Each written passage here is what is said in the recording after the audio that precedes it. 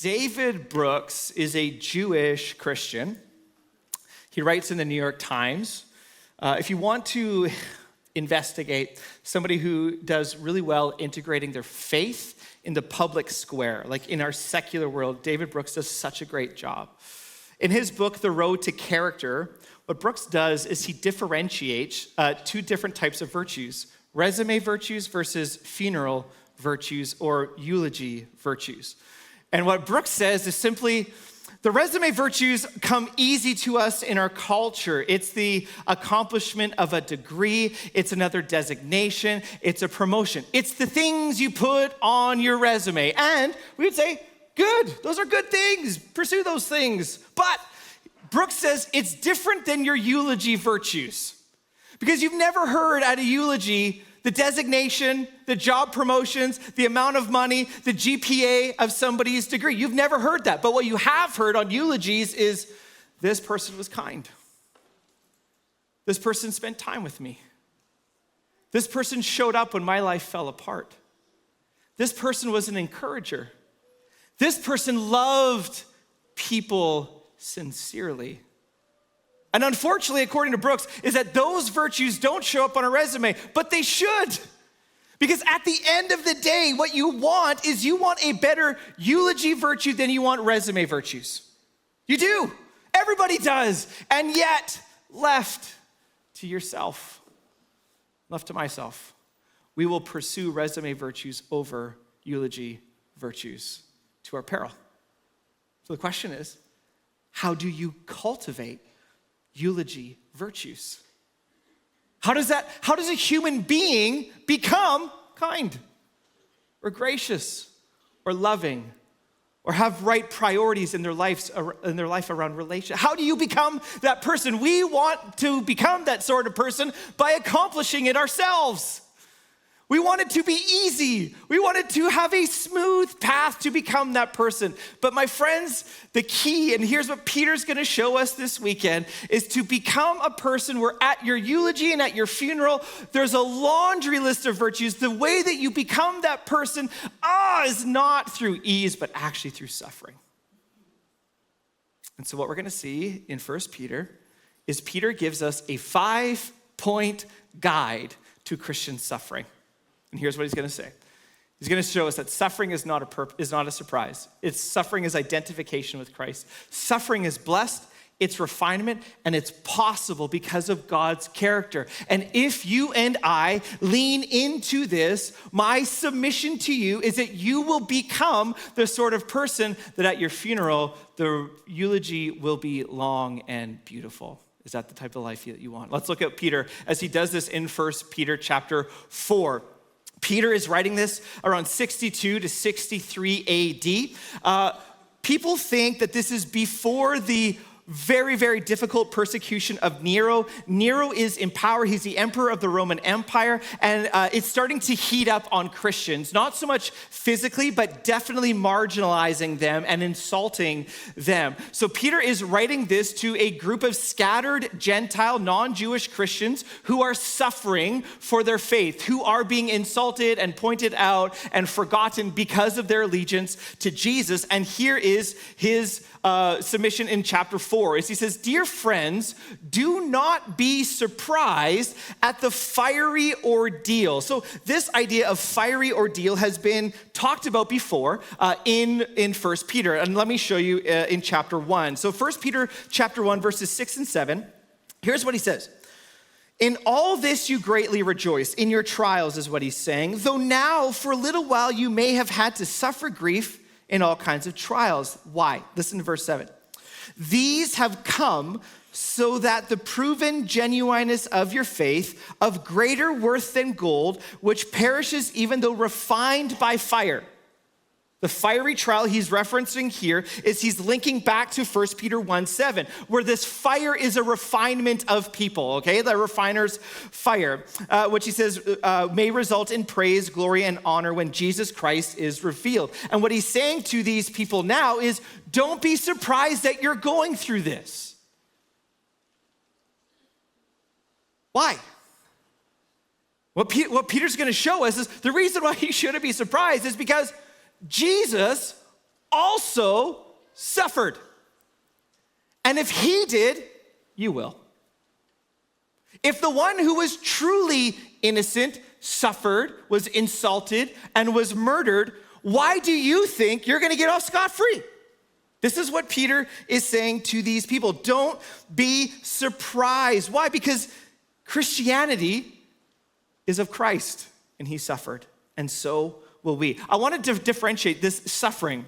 When you think about suffering, sometimes we think of it as like a diagnosis of cancer, which of course is a type of suffering. But that's not what Peter is talking about here. What Peter is talking about in this context is not like a physical suffering or an accident and all of those things, which Christianity can speak well of in lots of other different places in the library of Scripture. But what he's talking about here is you being insulted, marginalized, forgotten, speaking ill of. Why? Because of your affiliation with Jesus. That's what he is expressing and what he is talking about. And so when we think about Christian suffering and persecution, I want to be very quick to differentiate the type of suffering that you may experience here as a person living in Canada and the rest of the Christians who live in the world. That Western Christianity is very, very different than global Christianity. Do you understand that? The way that you will suffer today is very different than how Christians are right now suffering and being persecuted in the global church. And I have said this many, many times. You and I would do well to shut our mouths about the arrogance of what it means to be a Western person and listen to the global church about what it means to follow Jesus. Can I get an amen? We would do well to turn down the arrogance of being a Western person and listen to global Christians about what it means to follow Jesus. So all the way through this, I want us to think differently about what other people are going through. But I'm not speaking to the global church, I'm speaking to you. Speaking to us. So what does it look like for you and I? Here's what I think.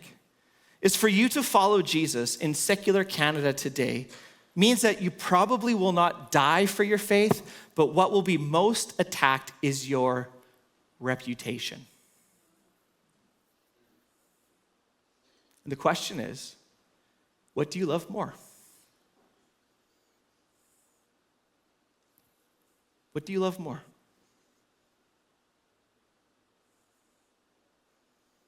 Jesus in Luke chapter 6 comes at us. This probably isn't a verse that's highlighted in your Bible. Listen to what Jesus says in Luke chapter 6. Woe to you when everyone speaks well of you.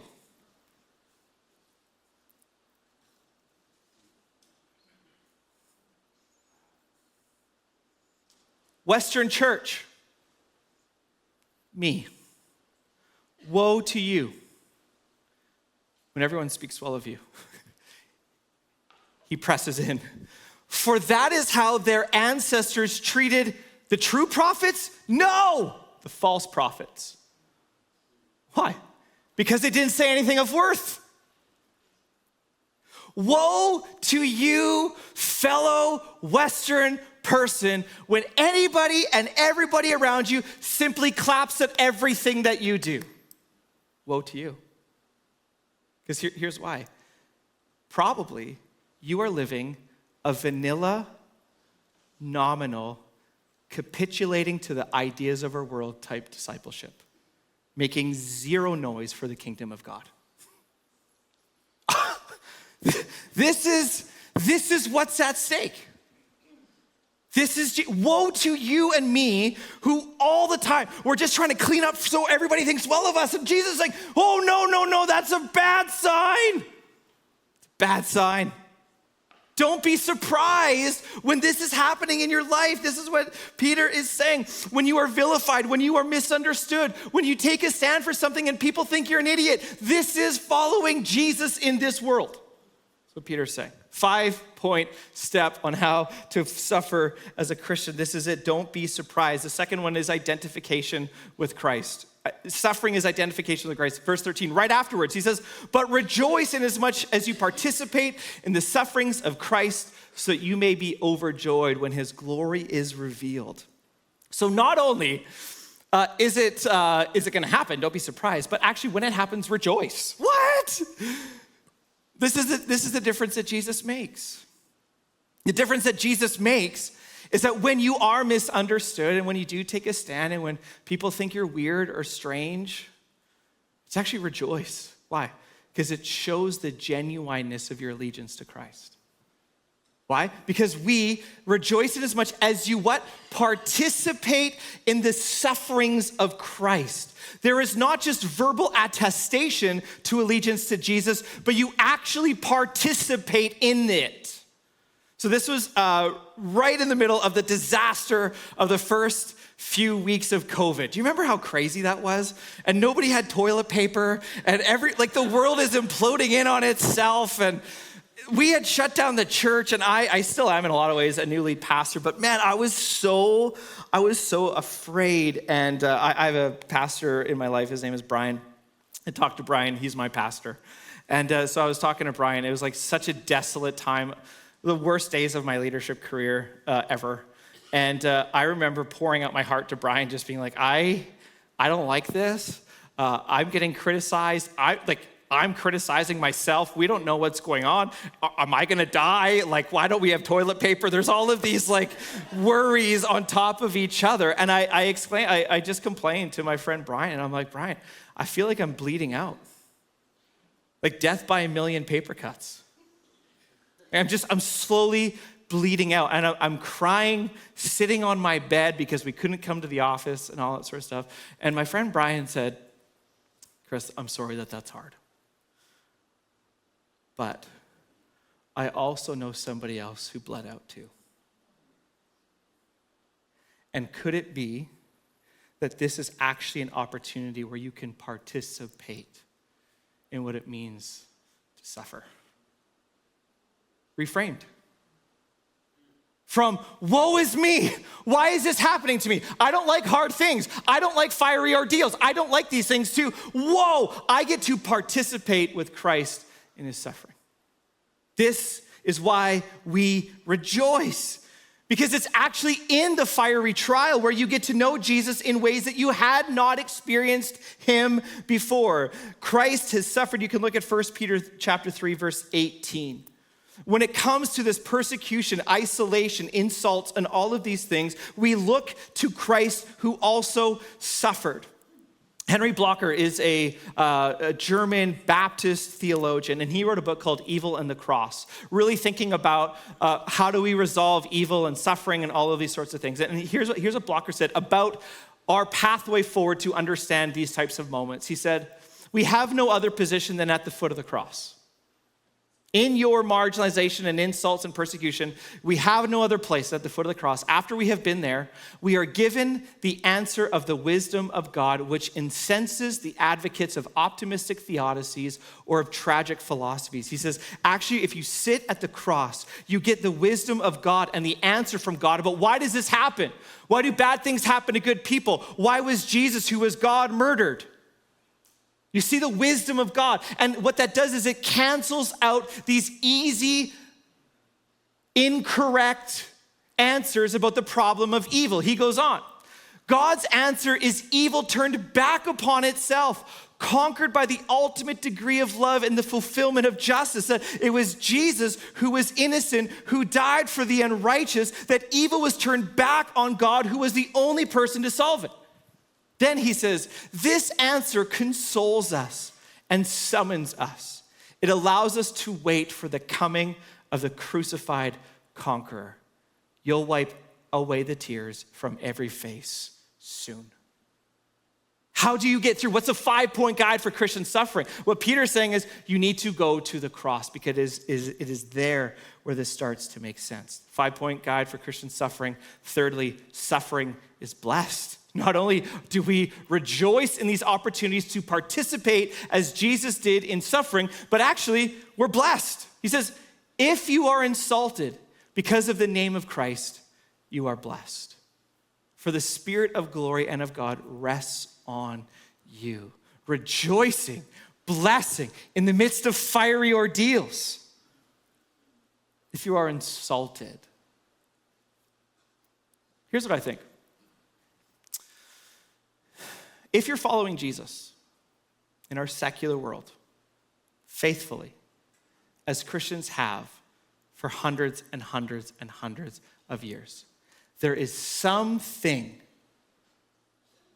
some conviction, some posture, some demonstration in your life that will marginalize you. Do you hear me? If you are following Jesus today, as Christians have for millennia, in other words, you haven't made up your own way to follow Jesus. There is some way that your life is sticking out as weird. It's strange. It's the words that you don't say on the job site that other people are saying. Bro, why aren't you saying those words? Right? It makes you stick out. It's the way that you view desire. It's the way that you view fun. As other people are going to those places, you're like, I'm actually going home to bed. It's the way that people are spending their money as people are just going and doing all those things. I'm saving for this. There's something, if you're following Jesus, there's something about your life that people are looking at and be like, that's a little weird. It's a little strange because you're sticking out, and to be insulted or to be misunderstood is a part of the journey. So Peter is saying, and more so, the pressure on Christians in a secular world is squeezing out all of the nominal people around us. Because it's not okay just to say, I'm a Christian, but you don't live like it. Because being a Christian today is not cool. And so what this is doing is it's actually squeezing out the people who are nominal and vanilla. Not actually taking a stand. And the insults come because of allegiance to Jesus. And he says, if you are insulted because of the name of Christ, man, you're blessed. Why? Why? For the Spirit of glory of God rests on you. This is an allusion that Peter is making to Isaiah 11. And it's a beautiful kind of messianic prophecy moment of the Spirit of God resting on the Messiah in his suffering. So what Peter's doing is like, in the same way as Jesus bled out on a cross and the Spirit of God was there resting, you too will be met by the Spirit in a double portion in the ways that you are misunderstood, marginalized, not promoted in our world. This is what's going to happen, and you're blessed because of it. A different type of blessing than how you and I would write it up. But listen to me, it's the blessing that you want. Blessing that you want. Fourth, 5-point guide to Christian suffering. Suffering is refinement in verse 17. He says, for it is time for judgment to begin with God's household. This could actually be in quotations as a reference to two different texts in the Old Testament. One is Ezekiel 19. The other one is Malachi chapter 3, verses 1-3. Where the word judgment here is actually better rendered in light of these Old Testament texts as refinement. For it is time for refinement or judgment to be on God's people. And Ezekiel 19, Malachi chapter 3, that's what it's saying, that the focus point of God's refinement starts with the people of God, starts with the church, starts with us, the tabernacle, the people who follow God, that judgment begins with us. So why is God allowing these things to happen? It is because of refinement. That it is refinement and not judgment. Oftentimes when we are insulted, when we are misunderstood, we can arrive at a place where we just say, oh, maybe there's something wrong with me. Maybe God's out to get me. Maybe this is something I did 10 years ago that he's out to, no. That this persecution and this suffering is actually for your refinement. As people refine gold and the impurities come to the top, so it is when you are misunderstood by your classmates at TRU or your high school. When people are going out on Fridays to party and you say, no, I actually can't do that, that is refining for you. That is the purpose. that you are not doing what other people are doing. When you are insulted, this is a refining process to be purged by fire. This is the point, and this is what Peter is saying. The 5-point guide to Christian suffering is that this is about refinement. So let's sit with that for a second. In the West, we can be comfortable, a life of ease, but we can be contaminated. See what he's saying? Because without the judgment, without the persecution, refinement is also not possible. You don't get in shape by watching football and eating popcorn. I want that life. I would be great at it. You get in shape by getting up at 5 a.m. and going to the gym and eating vegetables. And so it is with your faith. Look, you can be comfortable, but you're going to be contaminated.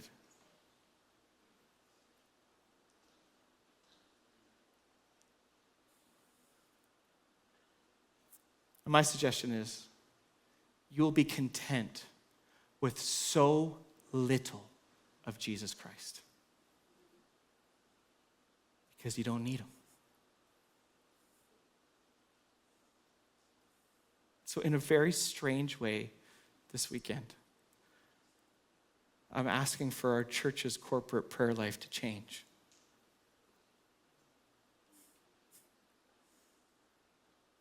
To say, Lord, where do we need refinement? What areas of pride, self-sufficiency, self-dependence need to be refined from us? And if that means that we will be thought less of by those people, or the world, we're okay with that. That we, Jesus Christ, we love you more than our own reputation.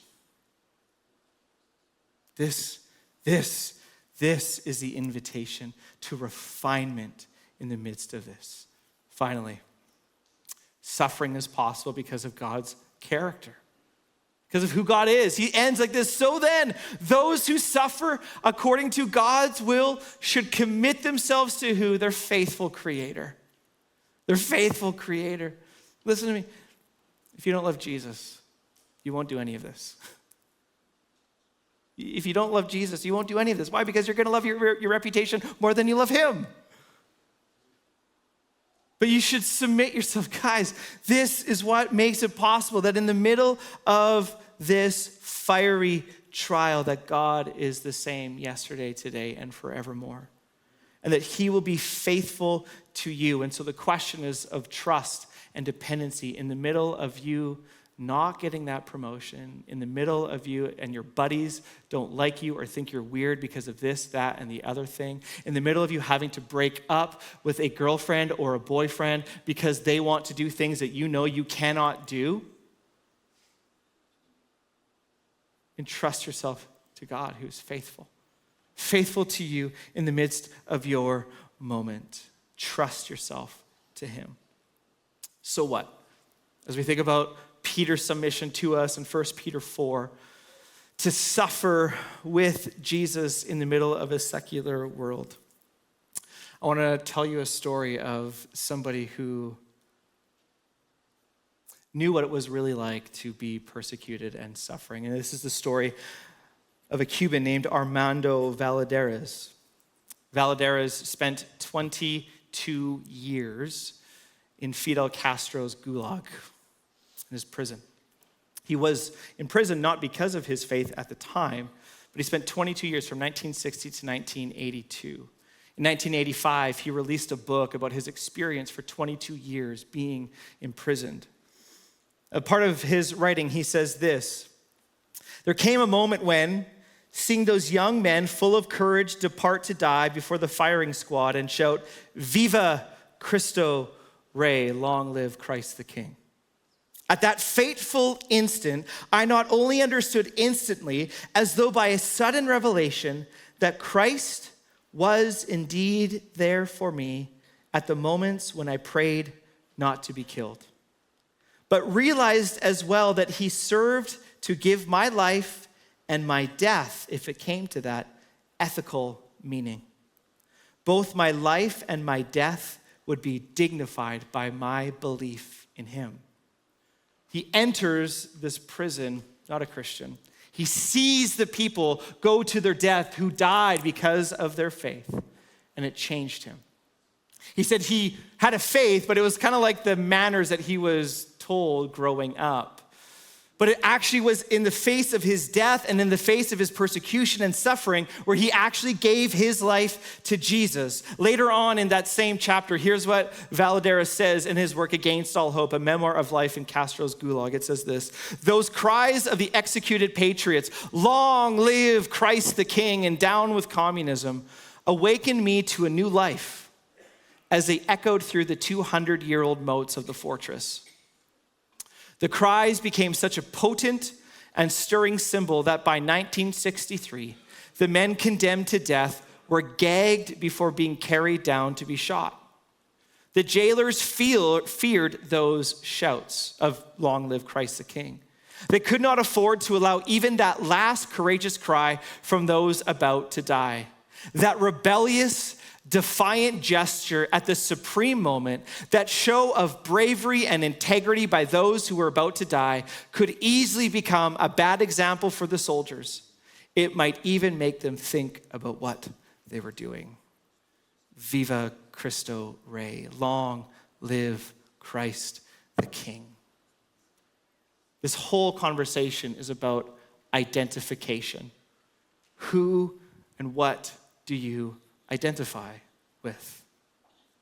Do you identify with the things and the labels of here and now? Or like Valadares and many other Christians who have gone before you to their death, have been identified with Jesus to say, "Long live Christ the King." Choice is yours. So it's the testimony. It's the testimony of people like Valadares. It's a testimony of the church throughout history. And it's the testimony of these people who say, "I will be identified with Christ in life and in death and through the waters of baptism."